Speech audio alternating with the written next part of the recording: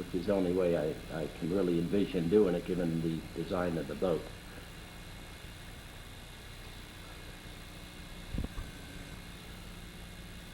Much bigger than I anticipated given some of the other boats I've had in the past, but that's what's on the market these days.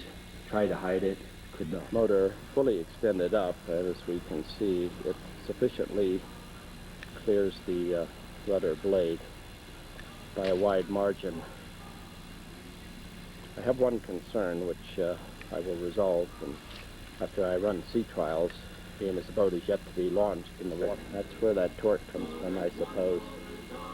Huge. What I can determine is that the engine seems to be down about 4 to 5 inches below that water line, and that will be a concern to me. I will have to launch the boat to see what the impact is.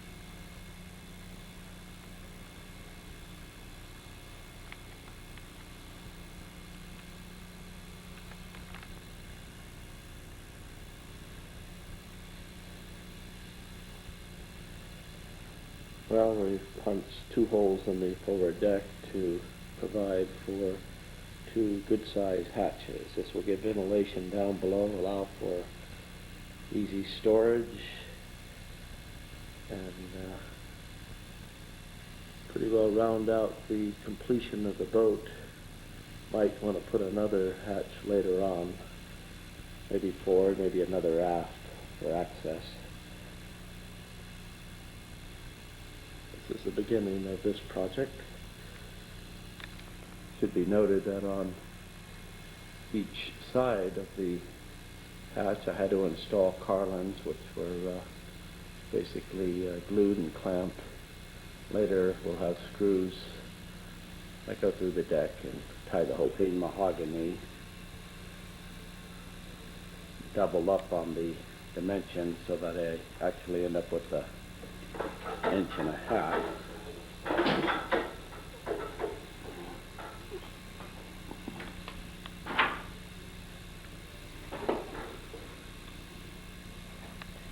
I have fastened them with deep screws into the beams, the deck beams. I don't think they're going anywhere. I will clean up the boat's a big mess again. Go from one mess to another.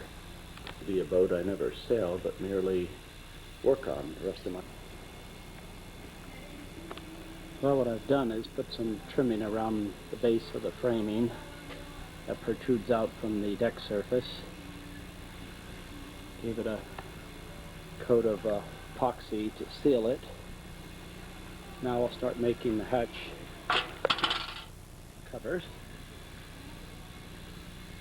These, looking from the rear of the boat, of course, the swim steps have been installed with deep drift screws into the transom area.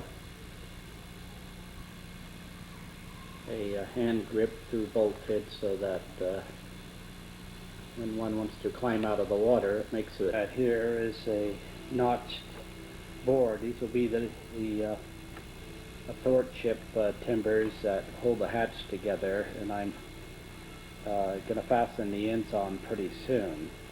I slotted this using the dado blade for reasons of giving a flush top to the hatches, onto which I will place a 4-inch fixed porthole to provide light down in. What we have here, I'm putting the strips that run fore and aft over the hatch. I've got them tongue and groove so we get a watertight fit. I'm fitting each one custom like.